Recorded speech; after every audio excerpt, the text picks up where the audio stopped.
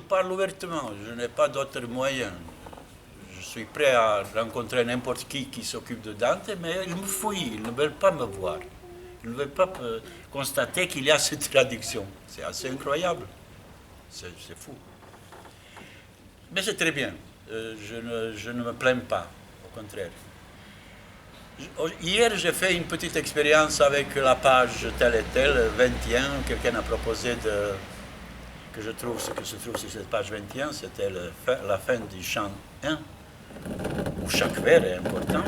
Aujourd'hui, quand je commençais par une autre expérience, parce qu'ici, parmi nous, il y a une personne qui porte un nom qui est extrêmement dantesque, et tout le monde qui connaît Dante, au son de ce nom, doit soupirer. C'est le nom de Pia. Pia, c'est un vers chez Dante, et la dame qui est ici parmi nous, qui est venue hier, qui est amie d'une amie à moi qui est invitée au festival, elle s'appelle Pia. Donc j'ai envie de commencer aujourd'hui ma lecture avec ce chant 6 du Purgatoire, où Dante raconte une histoire en un seul vers. Donc Dante minimaliste. On n'a jamais parlé de Dante minimaliste, parce qu'on parle beaucoup de la musique minimaliste, mais on voit que Dante était prêt à quelquefois dire des choses d'une extrême brièveté. Et plus c'est court, plus c'est puissant au fond. Il raconte un fait divers.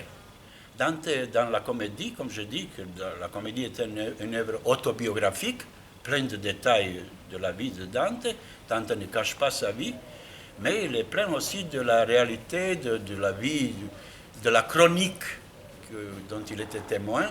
Il y a beaucoup de choses de la chronique. Il n'était pas chroniqueur, mais d'une certaine manière, c'est aussi une chronique. Et dans cette chronique, il y a beaucoup de crimes, beaucoup de mal, plutôt des choses atroces et terribles. Et l'histoire de Pia est une des histoires les plus touchantes, des plus tristes dans la comédie. Dans ce vers que prononce Pia, qui attentivement écoutait Dante parler avec un autre ombre, à un moment, Pia lui adresse sa petite parole. Je vais vous lire ce fragment. C'est juste 3 vers avant la fin. Mais 3 vers avant la fin permet à Dante de faire encore un énorme saut vers sa vie propre, éternelle, personnelle, et vous verrez de quelle manière. Voilà, quand il s'agit de Pia, on ne peut pas oublier ni le chant ni le vers où elle se trouve. Quelquefois, je dis hier, on se perd dans son propre livre, dans la comédie, mais Pia, une fois constaté, ne sort plus de mémoire.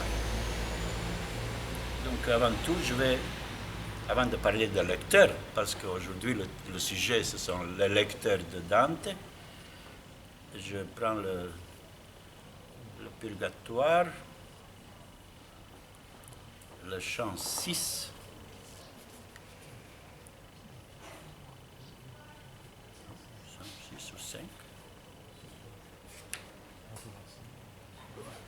Ou 5, voilà. Il y a 136 vers.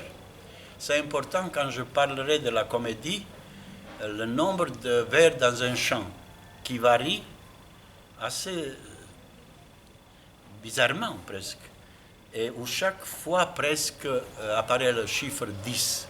136, c'est 10. Donc il y a le chiffre 10 qu'on avait constaté dans le titre, dans l'italien. En français, ce n'est pas le cas. La commedia, il y a 10 lettres. Ici, il y a donc 136 vers qui font 100. Oui, 100 multiplié par 10. Voilà. Ah, quand tu verras enfin ton monde, il y a quelqu'un qui dit, quand Dante retournera dans le monde, ah, quand tu verras enfin ton monde, et d'efforts reposés dans ton esprit là, dit une troisième âme, après la seconde, souviens-toi de moi qui suis la Pia. souviens-toi de moi qui suis la Pia. Sienne me fit, me défie la Marème. Donc elle est née à Sienne, et Marème c'était une région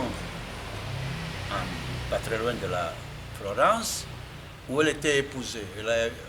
Quelqu'un l'a épousée, mais son mari, et c'est ça le malheur et le destin de Pia, l'a fait tuer à cause de ces raisons politiques. Elle devait disparaître. Il semble qu'on l'a jetée par la fenêtre. Marème est le symbole de quelque chose de marécageux, de marais.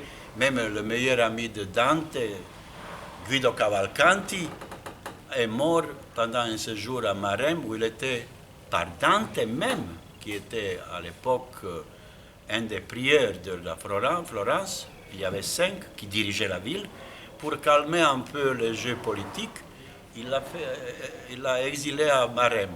Et Guido, son meilleur ami, 10 ans plus âgé, donc il est mort à cause de ce séjour-là, donc dans une région assez marécageuse.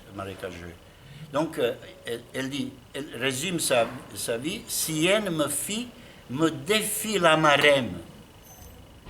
Celui-ci le sait, qui d'abord me lia, celui qui l'a épousé, m'épousant avec l'anneau de gemme. Gemme. Ah, quand tu verras enfin ton monde et d'efforts reposés dans ton esprit là, dis une troisième après la seconde, souviens-toi de moi qui suis la Pia. Sienne me fit, me défie la Marème, celui-ci le sait qui d'abord me lia, m'épousant avec l'anneau de gemme. Ici, donc voilà le langage des rimes. Il y a Maremma et Gemma. En italien, le gemme c'est gemma, donc une pierre précieuse. Ici, le français permet de reprendre la rime de Dante, et c'est très important parce que en parlant de mariage dont parle Pia, Dante au fond prononce le nom de sa femme, de son épouse, qui s'appelait Gemma. Personne n'a jamais trouvé un lien entre Gemma, ici dans ce vers, avec la femme de Dante. Parce que Boccace, ou Boccaccio, qui était un des premiers biographes et commentateurs de Dante, de la comédie, il n'a pas tout fini son travail, mais il a écrit une sorte de traité comme une louange à Dante. Il parle très mal de la femme de Dante. Alors je trouve ça inacceptable. Il la traite même comme une putain. Il la traite parce que lui, qui détestait les femmes, qui était misogyne absolument, surtout à la fin de sa vie, au moment où il s'occupait de Dante, il a dit des choses que, je pense, pour moi, ne sont pas vraies et qui sont vraiment... personnellement, je pense que c'est incroyable que personne n'a jamais soulevé la voix contre Boccace, qui, en louant, disons, Dante, mais c'est très perplexe, ces louanges, attaque sa femme. De manière pire. Donc, comme si elle était vraiment une... Il a dit ça, ouvertement, je n'invente pas. Donc, je n'accepte pas, et je pense que Boccace a nui beaucoup à la réputation de la femme de Dante. Dante n'a pas pu se défendre, parce qu'il était mort déjà quand Boccace faisait ses commentaires, et personne n'a jamais soulevé pour défendre Gemma. Il faut défendre Gemma, parce que, en attaquant Dante, pourquoi il s'est marié, pourquoi un philosophe se marie, ce sont des choses inacceptables. Dante était un homme, je dis pas philosophe, c'était un homme de l'os et du cœur et de sang. Il avait besoin d'une femme dans son lit, et il a eu 4 enfants. Comment on peut avoir 4 enfants avec, ou 5, quelquefois on dit 5, on connaît le nom des 3. Donc qui ont vraiment existé. Et le dernier enfant est né en 1300, l'année fatidique pour Dante, Antonia, la fille, la troisième. Il y avait avant Jacopo et Pietro. Excusez-moi, je ne vois pas où Gemma pouvait tromper tellement ça et vivre de ce vieux métier, comme dit Boccace. Au contraire, je pense ici, Dante, de sa manière délicate, vraiment merveilleuse, au fond, en parlant, ou là où Pia parle de ses épousailles, il pense au moment où il a mis sa propre bague sur le doigt de Gemma. Elle avait le droit à ça. Et je suis certain que Dante et Gemma vivaient très très bien, que c'était un couple, je pense, très très rigolo même. Parce que Gemma n'était pas Béatrice. Gemma était promise à Dante quand Dante avait 15 ans. Vous savez, à l'époque, on faisait les mariages comme ça. Et Dante a tenu la parole. Il a épousé Gemma. Il a aimé Béatrice platoniquement. Et Gemma savait que Béatrice existait. Mais Dante était sa Béatrice. C'est Gemma, il faut penser à Gemma aussi, qui existait, qui le rencontrait dans les rues. Et toute cette histoire, au fond, c'est elle qui a aussi vécu. Si Dante ne parle pas, c'est parce que c'est leur vie privée. Donc je reproche énormément à Boccace, je ne le crois pas, et j'ai une conclusion très claire. Les poètes, mauvais poètes comme n'ont pas réalisé comme Boccace, il n'a pas réussi comme poète, c'était un mauvais poète, imitateur, et des bons prosateurs, comme c'était Boccace, avec Decameron, on ne peut pas dire que c'est pas une grande œuvre. Au fond, la pire chose qui peut arriver, c'est qu'un prosateur parle d'un poète. Jamais un poète, les prosateurs sont capables, pas seulement Boccace, sont capables d'inventer beaucoup de choses sur le poète. Dans l'histoire, ça se trouve. Avec quelques remarques, comme au passage, ils sont capables de détruire. Donc je reproche beaucoup, je ne crois pas du tout à Boccace, parce qu'il y a des choses pratiques, concrètes dans la comédie. Boccace a copié 3 fois la comédie. Il était payé pour ça. Il n'a pas fait ça pour plaisir. Mais en copiant, il a changé quelquefois quelque chose. Il y a un endroit extrêmement important où il a changé le vers. C'est maintenant une discussion qui est au cours. Je ne peux pas parler de ça parce que ce n'est pas mon sujet. Mais donc, Boccace, qui était un mauvais poète, il a changé un endroit extrêmement important qu'un dentologue actuel essaye donc de réparer cet endroit d'après Boccace. Alors, je travaille un peu contre cette...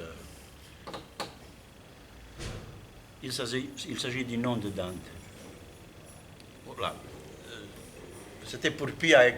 Pia, excuse-moi, j'avais envie de... Ton nom est vraiment merveilleux. Je n'ai jamais rencontré quelqu'un qui s'appelait Pia, mais tu es venu, voilà, Dante t'a envoyé. Donc, la Pia, il a beaucoup de jolis noms féminins. Dante est vraiment quelqu'un qui sait trouver les noms, comme Mathilda, bien sûr Béatrice, Camilla. Il y a d'autres. Il y a aussi les noms de famille jouent énormément chez lui. Donc les noms portent la comédie. Sans les noms, la comédie existerait autrement. Je ne dis pas qu'elle existerait, mais les noms, c'est exactement le monde qui entourait le Dante, soit mythologique ou le monde dans lequel il vivait. Donc ils sont nécessaires comme un appui à sa pensée, à son imagination. Tous les noms qu'il a introduits, c'est pour imaginer encore plus concrètement. Dante n'est pas un obscur, Dante n'est pas un hermétique. Quelquefois, s'il est difficile, c'est parce que réellement, pour comprendre le vers que je viens de lire, il faut savoir ce qui s'est passé. Dante peut-être n'avait pas besoin, parce que ses contemporains connaissaient Pia. Mais avec le temps, bien sûr, les noms perdent leur sens. C'est pourquoi Dante mérite des commentaires, mais il ne faut pas exagérer. Les commentaires aussi sont, je pense, très souvent nuisibles. Il faut réduire les commentaires au minimum pour que le lecteur qui lit soit l'original, soit la traduction, parce que Dante doit vivre dans les traductions, ne doit pas entrer dans une sorte de scientifique, comme font les dantologues qui au fond, presque disent toujours la même chose un peu autrement. Et c'est la pire des choses qui peut arriver. Quelquefois, vous avez, dans les éditions, un vers de Dante et tout le reste, les commentaires. Alors, ce n'est pas lisible, ce n'est pas possible de lire. Dante existe comme une musique continue et la page doit être pleine pour être vraiment sentie, vue, et que, je sais pas, il y a un sens dans l'écriture de Dante et dans la façon de présenter la mise en page. Dante travaillait. Vous savez qu'on parle beaucoup de Mallarmé qui rêvait d'un livre dans lequel tout le monde doit aboutir, tout ça. Mais Dante, au fond, a rêvé et réalisé un livre, la Commedia, d'une manière héroïque. Jusqu'au dernier bout, il n'a jamais, je dis hier, tenu sa comédie parce qu'il est mort soudainement dans la Marème, exactement, en traversant la Marème pendant une fièvre, après une fièvre.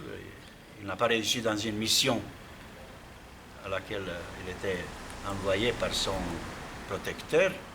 Il est mort, soudainement. Et les 12 derniers chants sont restés un peu cachés. Je dois quand même commencer à parler de mon sujet. Et mon sujet, c'est le lecteur. Hier, j'ai dit que dans la comédie, tout le monde qui entoure Dante, et l'enfer, le purgatoire et le paradis, ce sont les âmes. Donc, ce sont les êtres qui sont morts. Le seul vivant, c'est Dante. Mais il y a un personnage, et il faut enfin accepter ce personnage comme un acteur de la comédie, c'est le lecteur. Parce que Dante, dans ses inventions, comme si c'était un homme, je pense, qui avait une vision, qui, malgré le désespoir dans lequel il vivait et dans lequel il écrivait, il pensait à ceux qui le liront. Il croyait à ça. Il ne pensait pas que son œuvre est une œuvre qui va partir comme dans une bouteille à la mer et que personne ne le trouvera. Donc il comptait sur le lecteur. Et en introduisant le lecteur, et de manière telle qu'on le trouve ici, c'est d'une modernité inouïe. C'est tellement... Je vous lirai chaque endroit où il parle de son lecteur, où il s'adresse. C'est toujours au lecteur qu'il s'adresse. C'est comme des petits moments de repos, parce qu'il y a beaucoup de... Dante cherche toujours, en avançant, d'avancer et avec le repos et avec de nouvelles forces, pour ne jamais s'endormir. Et quand il s'adresse au lecteur, il réveille éventuellement son lecteur, mais il se réveille lui-même. Donc, si on dit pour Homère qu'il a dormi quelquefois, qu'il a eu le temps de s'endormir, Dante ne s'est jamais endormi, sauf 3 fois dans la comédie, mais il raconte ses rêves. Donc, s'il raconte ses rêves, ce n'est pas quelqu'un qui s'est endormi pour rien, mais qui s'est endormi plus profondément pour prévoir ce qui l'attend. La mission, l'aventure était très, très dure, très difficile. Et donc, les 3 rêves de Dante sont les rêves prémonitoires. Donc, s'il s'est un peu endormi, c'était pour être plus réveillé et prévoir donc l'avenir, ce qui l'attend. Alors, j'ai traduit la comédie sans jamais penser sérieusement au lecteur. Moi, j'étais toujours content quand je rencontrais lecteur, lettore en italien. Ça me faisait toujours un peu sourire. Je me sentais aussi comme s'il s'adressait à moi, ou à celui qui lit, mais j'étais aussi celui qui lit. Et à un moment, je dis, mais quand même, comme j'ai tapé plusieurs fois la comédie, la répétition de lecteur qui se trouve et dans l'enfer, et dans le purgatoire, et dans le paradis, et c'est déjà, ça montre combien le lecteur est omniprésent. Un jour, j'ai décidé de compter combien il y a de lecteurs. Parce que ce n'est pas un seul lecteur. Je ne pense pas que c'est toujours le même lecteur. Dante écrivait la comédie pendant 15 ans.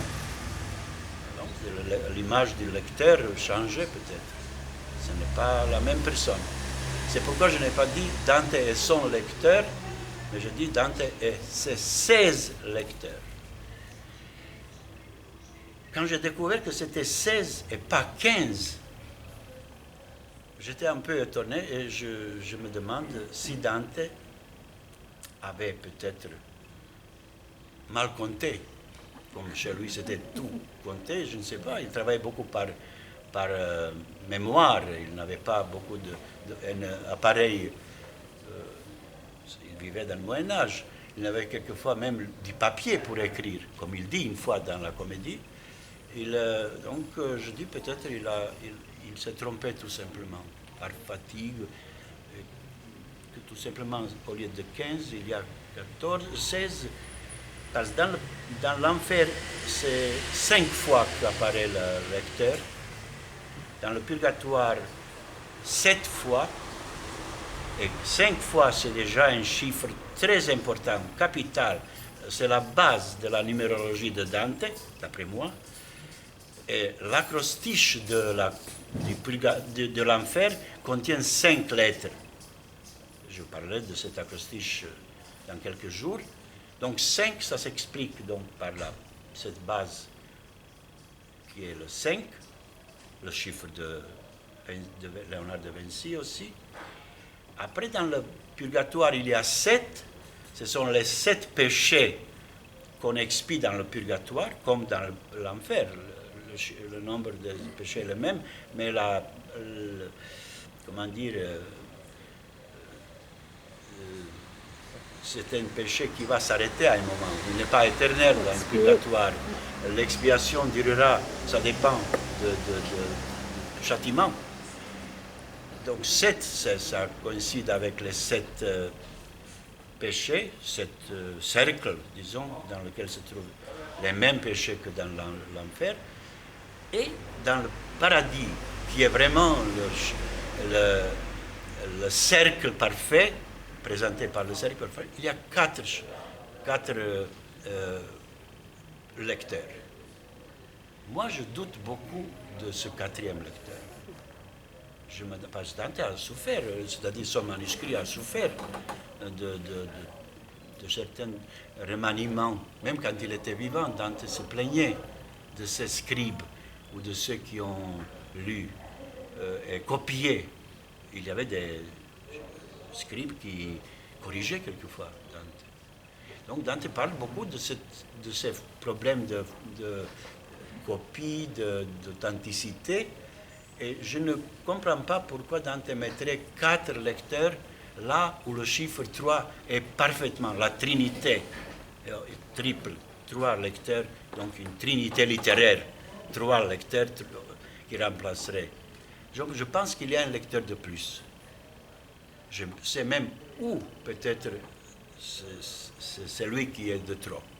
Je vous dirai peut-être, je ne sais pas, c'est la dernière chose que j'ai découverte, dont j'ai beaucoup pensé. Dante donc s'adresse à son premier lecteur, à lecteur pour la première fois. Je prends ici quand même la liste. La première fois dans le chant de l'enfer, le 8. Il a fait le chant 8 est important parce que d'après les commentateurs, entre le 7e et le 8e chant, il y a un certain écart du temps, peut-être 2 ou 3 ans. Moi je ne crois pas, je pense que Dante fin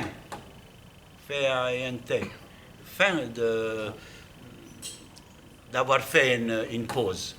C'est un effet dramatique, dramaturgique, théâtral. Donc ce chant est important dans ce sens de chronologie de la naissance de la comédie. Et c'est là exactement où Dante s'adresse à son lecteur.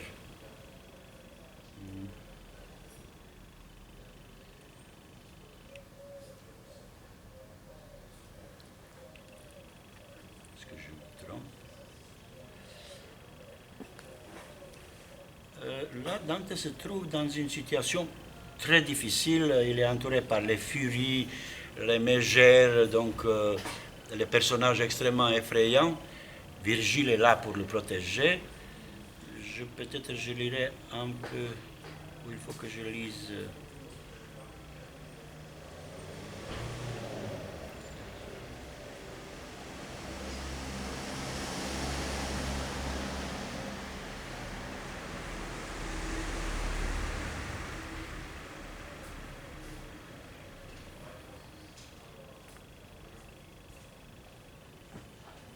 Pourquoi je ne trouve pas?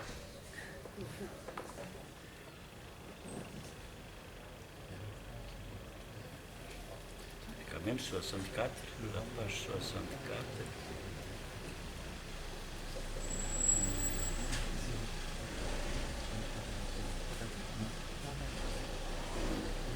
Il a disparu.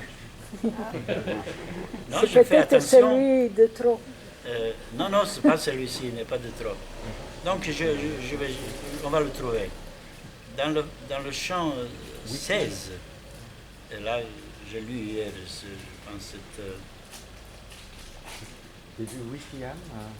C'est début 8e, non? 16, 73... Vous connaissez? C'est là qui signale une oui, rupture. Oui, Une rupture, mais c'est pas le continuando. Oui. Ah non, oui, c'est ça, le début. Oui. En continuant, oui, c'est ça comme ça que commence le chant 8, oui, en continuant. Ouais. Mais vous savez, à propos de ce en continuant, donc, c'est son maître, Brunetto Latini, dont je parlerai après, il a dans son poème Le Petit Trésor aussi en continuant. Tout simplement, il a pris ça chez Latini, cette expression. C'était un hommage à son maître. Voilà, ce n'était jamais constaté. Ici, par exemple, dans le chant 16, hier j'ai lu ce fragment, mais on peut toujours répéter, je pense que c'est pas mal de répéter.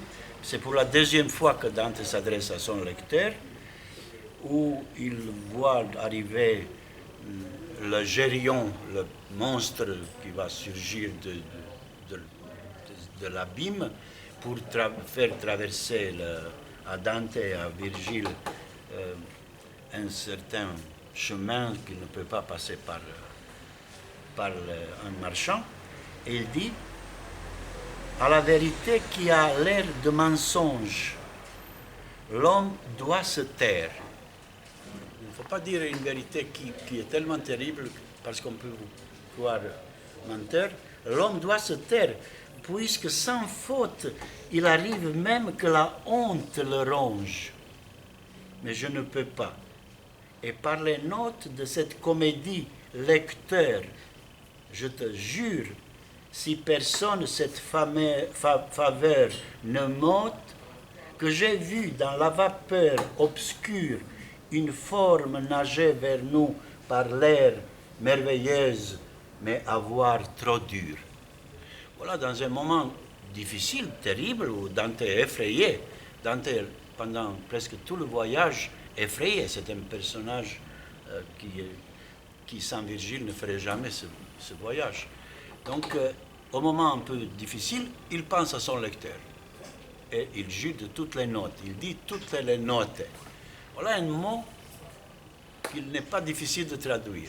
Pour moi, je n'ai pas hésité de dire les notes au lieu de dire un autre mot pour la note, parce que comme je considère que la comédie est une partition, je pense que c'est le mot note, la note, il jure par toutes les notes, par toute la musique de la comédie, je traduis par note. Voilà, c'est la deuxième fois qu'il s'adresse à son lecteur. La troisième fois, c'est dans le chant 25. 25,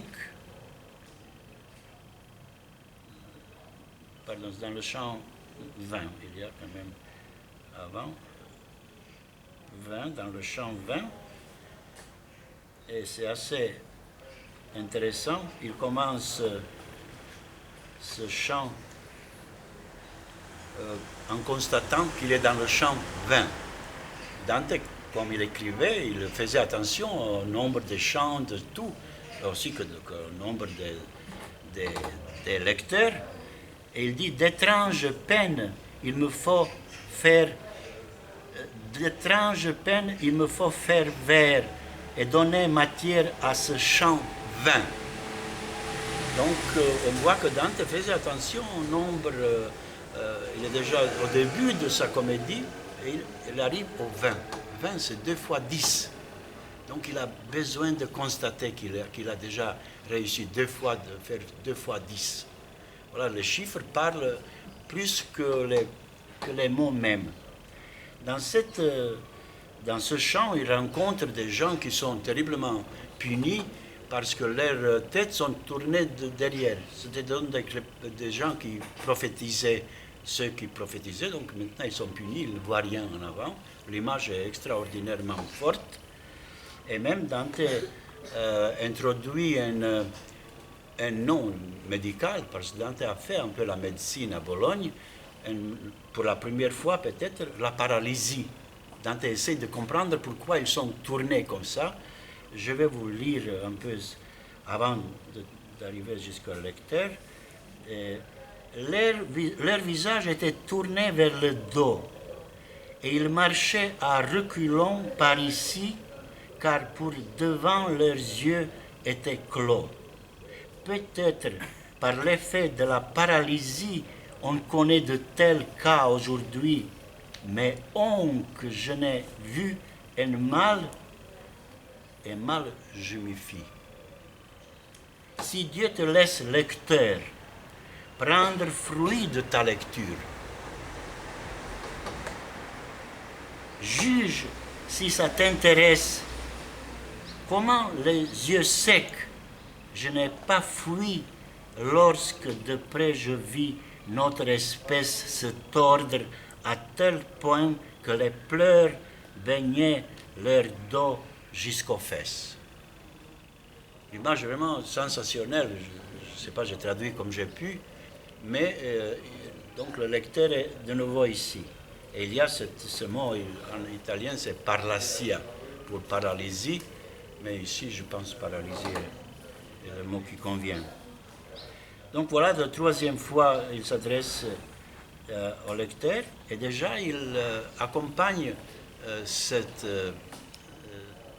personnage par une très jolie métaphore au moment où tout est amer, tout est terrible, tout est vraiment effrayant. Il dit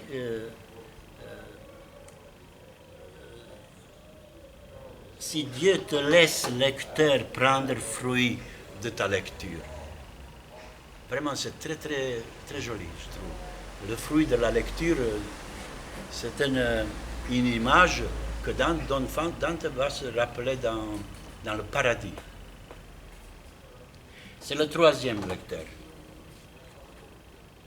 Dans le chant 21, Dante ne s'adresse pas à son lecteur comme en tant que lecteur. Il dit « Ô toi qui lis ». On pourrait dire qu'ici il y a un 17e lecteur, si vous voulez. Il s'adresse à son lecteur. Dante ne veut pas absolument toujours se répéter. Il dit « Ô toi qui lis ». Et je vais vous montrer qu'est-ce qu'il dit à celui qui lit.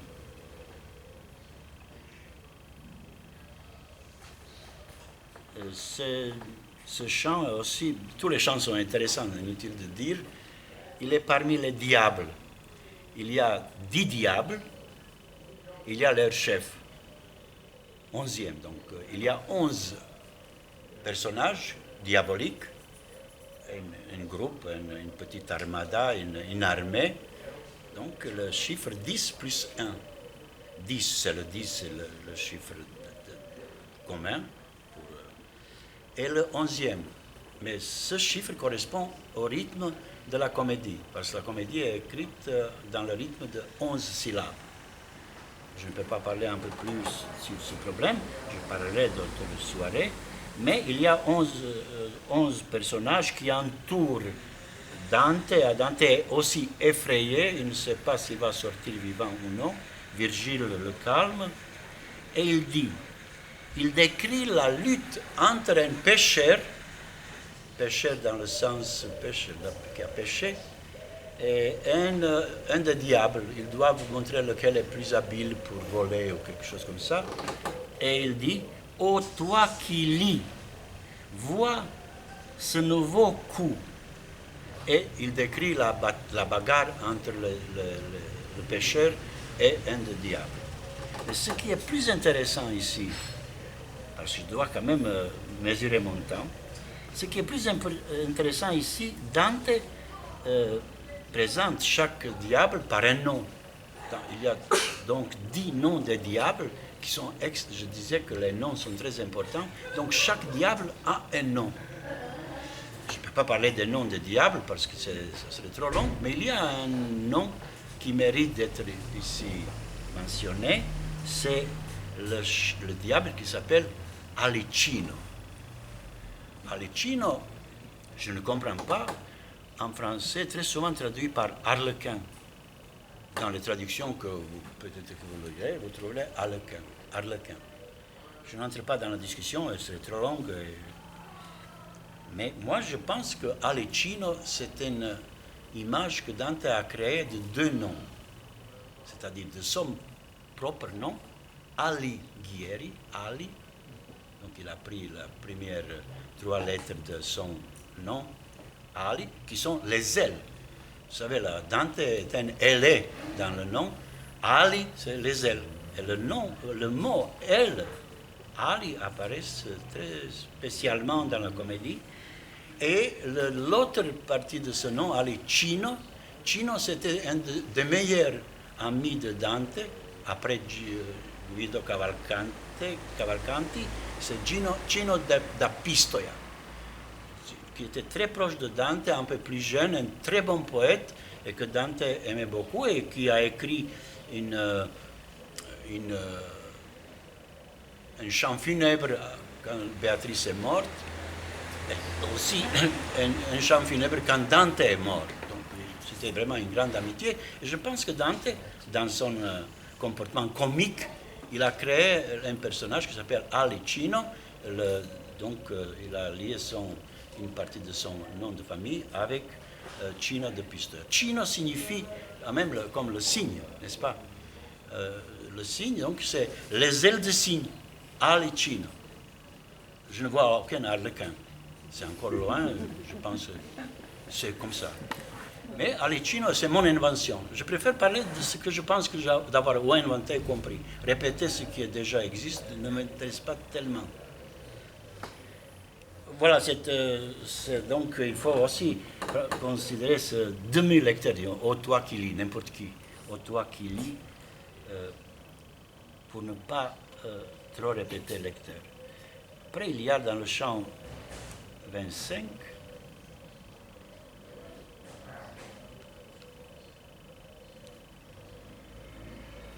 c'est aussi une horreur. Et c'est un des chants peut-être où se passent les choses les plus merveilleuses, si le merveilleux peut signifier terrible et incroyable. Où Dante, vraiment pour la première fois, devient conscient de sa grandeur, de sa puissance poétique. Parce qu'il se passe même si loin qu'en décrivant les métamorphoses dont il va être le témoin, où l'homme se transforme en serpent et le serpent se transforme en l'homme. Et il s'agit de 5 voleurs de Florence qu'il connaissait personnellement.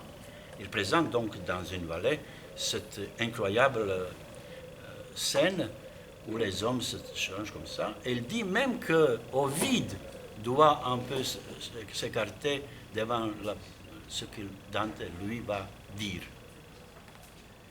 Donc, quelquefois, Dante est très vaniteux. J'ai repris un peu de cet esprit de me vanter, de savoir me vanter. Il faut se vanter, sinon c'est pas intéressant. Ici, Dante se vante beaucoup parce qu'il se considère plus fort que Ovide, qui a écrit, comme vous savez, les Métamorphoses, exactement. Et dans les Métamorphoses, il y a des scènes un peu qui ressemblent à ce qui se passe dans la comédie. Et voilà, au moment où les Métamorphoses commencent, il s'adresse à son lecteur. Si maintenant, lecteur, tu doutes de cette image, rien d'étonnant, car j'y crois mal qu'il la vit toute. Voilà, Dante a toujours ce problème de transmettre. Il se plaint très souvent de la possibilité de raconter ce qui a été vu. Et de cette impossibilité, il fait des choses quelquefois absolument très réussies. Je les observais et je vis comment un grand serpent à 6 pieds déjoue l'un d'eux et l'attache en un moment. De ceux d'en bas, sur ses cuisses, il vient et fait passer toute sa queue entre les deux et la tend fort le long des reins. Voilà, il faut vraiment lire lentement, l'explication est très précise. Bien sûr, pour traduire, c'est extrêmement... ça demande vraiment beaucoup de précision. Quelquefois, ce n'est pas nécessaire. Mais ici, il faut être vraiment très précis comment tout ce changement se réalise. Donc, c'est le 4e et 5e lecteur apparaît à la fin de l'enfer, donc au moment où Dante sort. Vous voyez, il a très bien, parsemé son lecteur dans l'enfer, et au moment où il sort, quand il se trouve dans le fond même de l'enfer, où Lucifer est pris dans le glace complètement, mais son corps va servir à Virgile et à Dante de s'en sortir. Donc ça commence par le 34e chant commence par une paraphrase d'un hymne catholique très connu, Vexilla Regis, de, je pense, 6e ou 7e siècle. Et Dante fait une paraphrase. Il transforme, on pourrait même dire déforme dans les yeux de l'Église la signification de cette image, parce qu'il dit Vexilla Regis prodeunt inferni vernum. Voilà le passage du latin dans l'italien, ou ici dans le français. Les drapeaux du roi de l'enfer. Bien sûr, il ajoute le mot inferni. Inferni, donc il voit une image, c'est fantastique, ce sont au fond les ailes de Lucifer qui sont ces Vexilla Regis. Bien sûr, quand on trouve un latinisme chez Dante, la comédie est pleine de latinisme, mais ça ne gêne pas. Il a su très bien doser pour ne pas embêter son lecteur. Et je pense qu'il faut les garder dans la traduction. On ne traduit pas ça, on garde le latin et on essaye de pour celui qui rime, doit trouver la rime avec inferni. Voilà, je parle de la rime. Il faut trouver une rime pour satisfaire donc à cette image, pour la sauver. Moi, je trouvais une rime, c'est Virgile qui s'adresse à Dante et dit Vexilla regis prodeunt inferni vernum. Donc regarde devant, dit le duc. Dante appelle Virgile duc, le guide ou le duc. Dit le duc, car les voir t'est permis. Voilà, inferni et t'est permis. Ça ne rime pas seulement i, mais il y a t'est permis, t'est permis, inferni. Voilà, il y a une trentaine ou une quarantaine d'endroits où Dante rime l'italien avec le latin. D'une certaine manière, il s'agit d'un livre bilingue, ou même trilingue, parce qu'à un moment, il parle en provençal. Donc Dante était obsédé par l'idée de bilinguisme, de plurilinguisme, qui était aussi une idée de troubadour. Les troubadours qui étaient ses premiers maîtres, qu'il reconnaissait comme ses maîtres. Et donc, ce pluralisme est très moderne. Et c'est une bonne, recommandation que Dante proposait aux poètes. Mais après lui, ça a disparu. Personne n'a accepté cette idée de pluralisme dans la poésie, plurilinguisme. Dans le Purgatoire, déjà dans le chant aussi 8, mais j'espère que je trouverai cette fois ce personnage.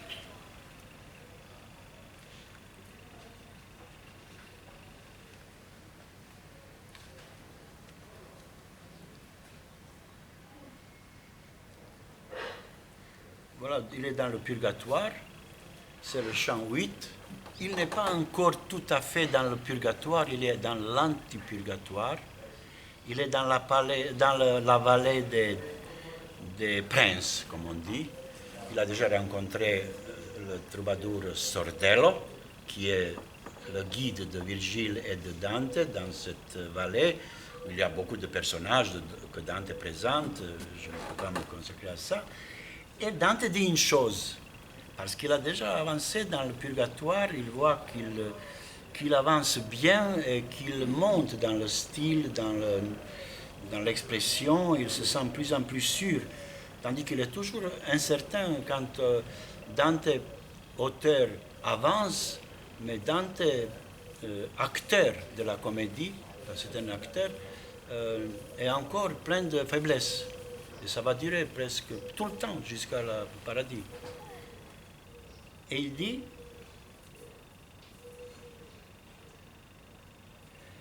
voilà, exactement ça s'est passé après un rêve. Avant d'entrer dans le purgatoire, Dante fait un rêve. Et dans ce rêve, il y a une femme qui s'appelle Lucia, qui apparaît. Dante dort, elle vient et elle doit lui dire quelque chose dans le rêve, parce que Lucie est comme Béatrice dans le paradis. Et Lucie est sa protectrice. Lucia, Luce, comme Dante était presque malvoyant, c'était sa protectrice. Il avait un culte de Lucia. Donc elle doit lui ouvrir les yeux dans le rêve pour montrer et pour suggérer comment il va trouver la formule pour entrer par la porte du purgatoire. Donc c'est une scène qui se passe juste avant l'entrée dans le purgatoire. Et après le réveil, quand il a raconté ce qu'il avait vu, il dit « Lecteur, tu vois comment je m'élève par mon sujet ».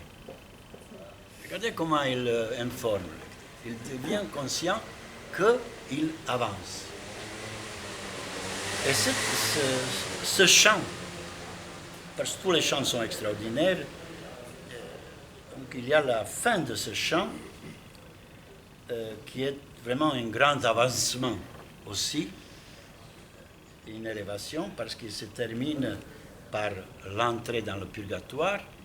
Dante et Virgile traversent le seuil et ils entendent la porte se fermer derrière la porte. et il entend une musique qui accompagne le grincement de la porte. Il entend aussi un hymne, c'est-à-dire un psaume cette fois. C'est le fameux psaume Te Deum.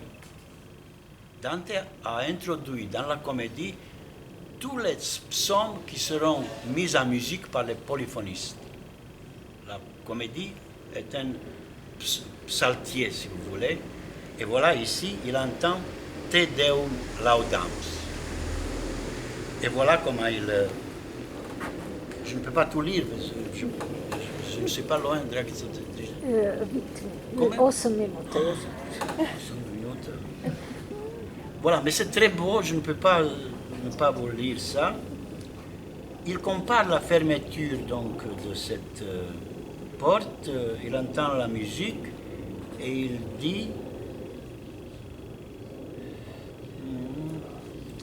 je crus entendre avec un doux accord, je dus entendre le Te Laudamus, telle impression je recevais exquise tout en écoutant, qui se manifeste quand avec l'orgue on chante en église, dont plus ou moins on entend le texte. C'est un vers d'une extrême importance, parce que 2 siècles avant la polyphonie qui va éclater exactement en Italie, Dante pose le problème qui est le rapport entre le texte et la musique.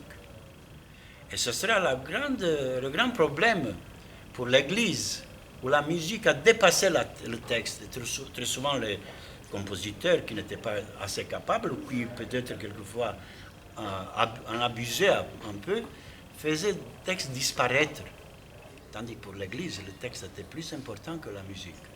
Et Dante a senti ce problème dont les papes s'occuperont beaucoup et quelquefois surveilleront de très près la composition des plus grands compositeurs, Palestrina, Orlando di Lasso, tous les autres. Donc ici, Dante voit une chose vraiment très très importante. Et il dit, même dans la traduction, c'était pas difficile à traduire. Même dans la traduction, ça, je pense que ça se voit. Le problème, Dante dit, on entend les paroles. C'est très difficile de rimer et de terminer un chant par les paroles en rimant. Parce que, et moi, je pense que le mot texte ici correspond. Par exemple, je fais une rime irrégulière, mais assez quand même sonore, qui est manifeste et texte. Voilà, je vous lirai encore. Telle impression je recevais, exquise, tout en écoutant, qui se manifeste quand avec l'orgue on chante en église.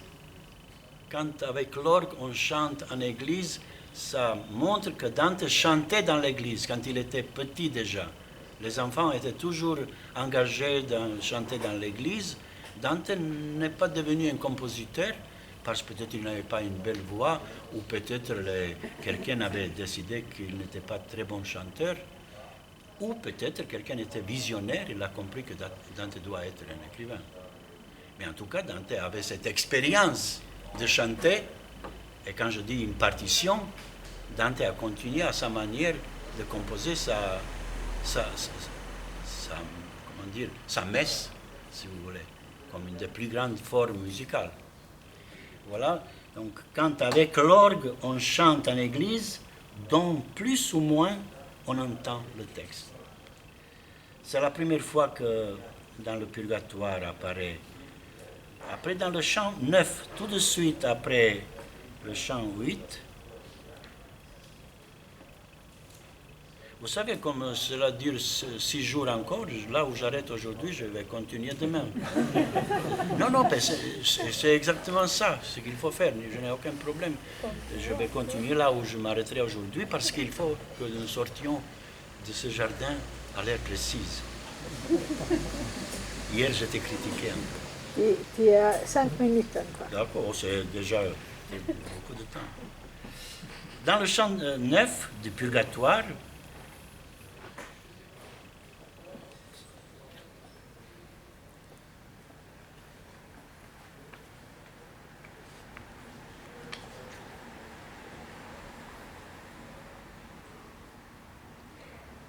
Mais c'est ça, c'était ça le lecteur. Tu vois comment je m'élève. Après, il y a dans le chant 17. 17 qui est très joli. Je m'arrêterai à ce lecteur du chant 17. Quelquefois, je mets le numéro de la page, quelquefois le numéro du chant. C'est pourquoi j'ai l'impression, je vous laisse l'impression de ne pas me débrouiller très facilement.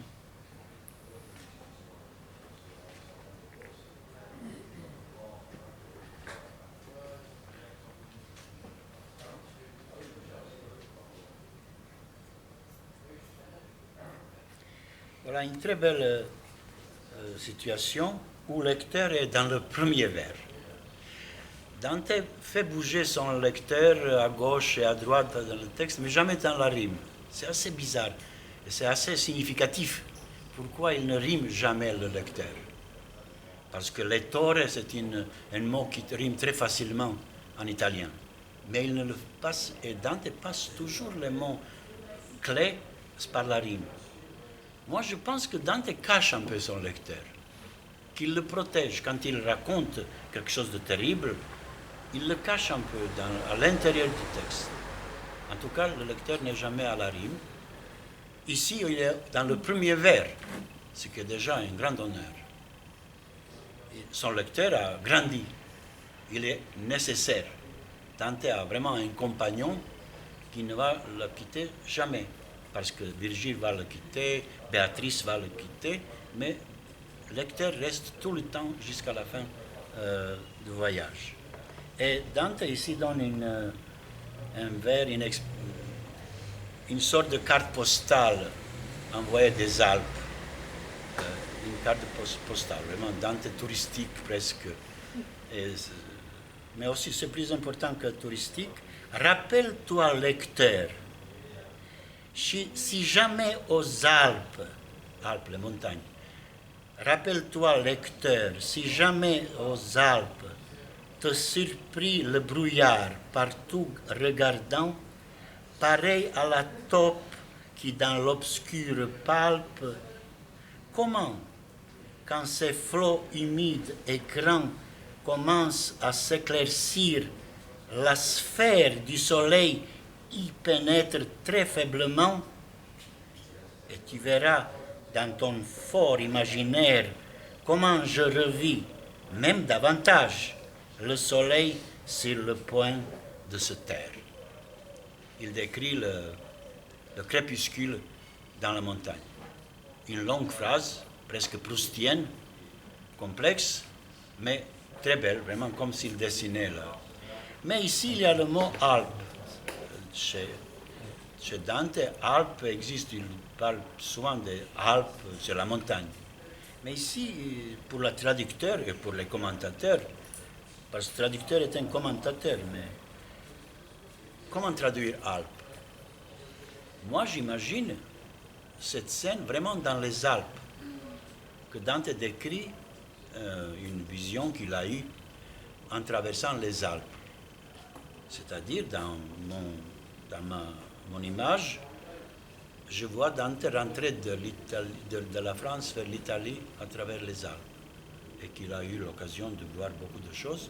Parmi ces choses, le soleil se couchant dans le brouillard. Donc, ici, le lecteur occupe une place royale au centre du vers, et jusqu'ici, vous avez vu, quelquefois le lecteur est au début du vers, dans la première moitié, vers la fin, mais jamais à la fin. Ici, il a une position vraiment très amicale, parce que Dante avait dans son propre lecteur inventé le vrai ami. Et je pense que c'était pour Dante n'était pas un prophète, il ne se considérait pas comme prophète. Même quelquefois, quand il prophétise, il parle des choses qui se sont déjà passées. Donc, un prophète comique. Les prophéties de Dante sont très souvent comiques, et c'est pourquoi elles sont belles.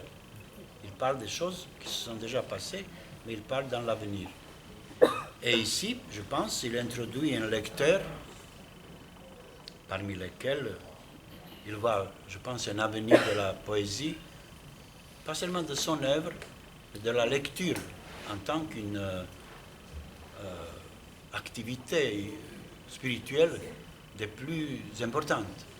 Dante d'abord était un lecteur, un très grand lecteur.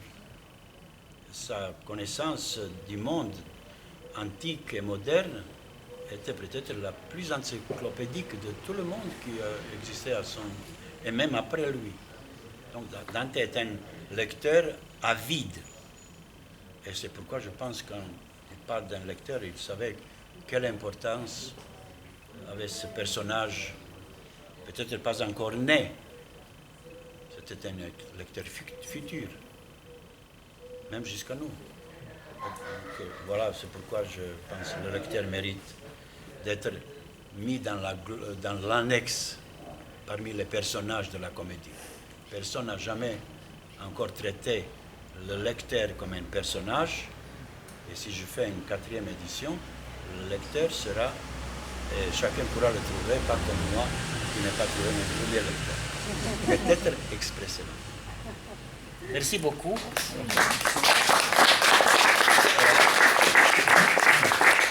Il y a une petite question, rapidement. Juste, vous ne trouviez pas le premier appello al lettore? C'est aguzza qui lettor, ben gli occhi al vero. C'est le 8e chant. Qui lettor, ben gli occhi al vero, che il velo è ora ben tanto sottile, certo che guardar dentro è leggero. C'est dans le 8e chant. C'est dans le 8e, mais j'ai un peu de problème avec la vue, et donc ça m'échappe, il est devant moi, je ne le vois pas. Mais ça, voilà, mais c'est ça, aguzza, lettore... Oui, mais vous avez sauté dans le 9e chant qui suit, il n'y a pas le mot lettore, mais c'est... O toi qui lis. Sì, o voi che avete gli intelletti sani, no? Oui, Qui s'adresse il au s'adresse lecteur. quelquefois aux plusieurs, c'est la multitude. C'est pas tellement un lecteur, bien sûr, il s'adresse toujours à un lecteur. Oui. Mais ça, je pense, après dans le paradis aussi, il parle au vous. Ça, je ne compte pas ça. Ça, ce sont d'autres effets. Oui, exactement. D'autres effets. Oui. Merci. Ça change le décompte. Que Oui, pour... Dante varie sans cesse. C'est un personnage de variation. C'est son esprit de Gémeaux. Gémeaux est profondément personne qui varie, qui change sans cesse. Voilà, merci, à demain. Merci.